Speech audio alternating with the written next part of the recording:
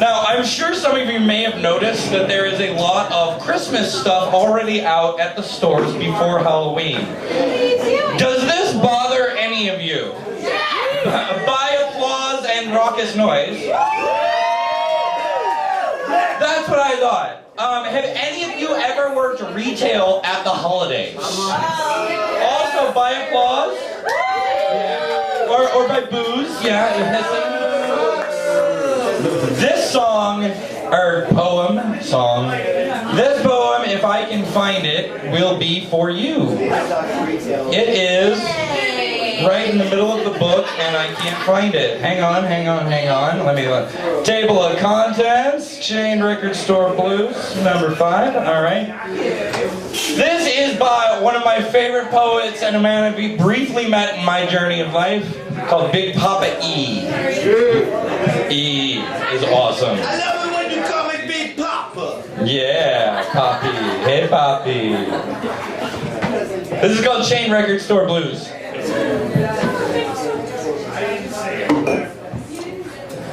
I worked at a chain record store over the holiday season, and the worst thing about it wasn't the customers, or the shitty hours, or the shitty wages, or the frenzied display of rampant consumerism posing as some quasi-religious celebration.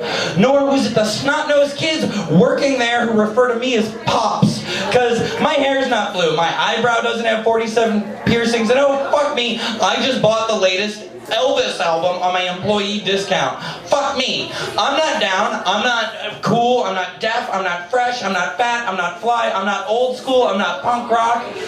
Or maybe it was all of these things layered into this nice fat cow patty, but the cherry on top is the fucking music, man. Having to listen to fucking Christmas music every fucking day between Halloween and New Year's, and oh my God, do I want to roast Nat King Cole's nuts over an open fire, and who the fuck told that guy from Blues Travelers he could sing anyway?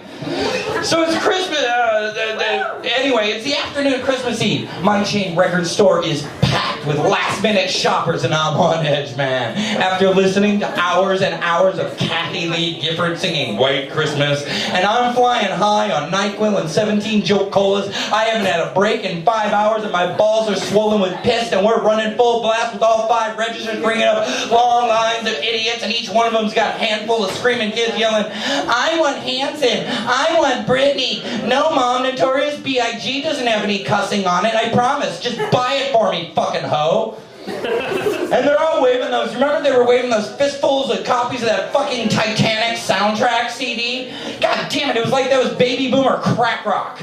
And anyway, they're asking me these stupid questions like, where would I find Barbara Streisand? And I have to bite my knuckle real hard to keep from saying, if she was up your ass eating a ham sandwich, you know where to find her. Because I gotta keep this shitty $5.75 an hour job long enough to pay my rent. And then in the middle of all this fucking Christmas joy comes this wide-eyed waif of a girl in a red baby doll shirt and baggy skater pants with 7 silver hoops in one ear and a pierced lip and a pierced tongue and 3 nose piercings and a Star Wars Rebel Alliance symbol tattooed on her neck. And she walks up to my cash register, delicately places a brand shiny new copy of Smash Mouth's latest CD on the counter and says, hi, I'm Nikki with 2 Ks and 1 I. How are you?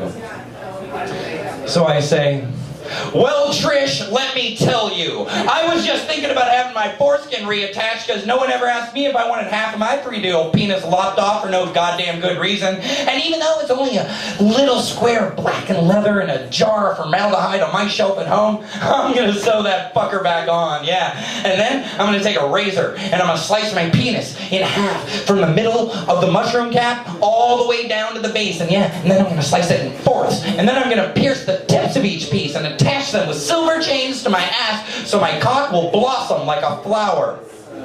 That'll be pretty punk rock, don't you think, Trish? Anyway, I'm not going to stop there. No, I'm going to take body mods to a new level. I'm going to take a giant metal plate with a giant Aztec calendar punched out of it, and I'm going to strap it to my back and have myself dragged shirtless down $3.95, and I'm going to have the skin of my face removed and reattached to my ass so that every time I take a shit, it'll look like I'm smoking a cigar.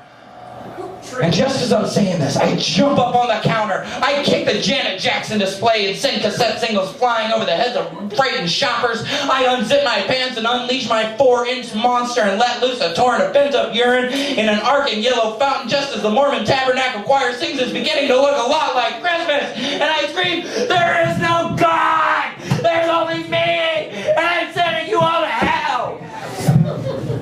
And just then, Nikki says, "Do you take checks?" And I'm back behind my cash register just kind of staring at this skater chick. So I say, that Smash Mouth CD really sucks except for the one song that's on the radio. And she says, "Well, it doesn't matter, it's only for my little fucking brother and he's lucky he's even getting this." So I ring her up and say, "Have a very Merry Christmas, Nikki." Big Poppy, ladies and gentlemen.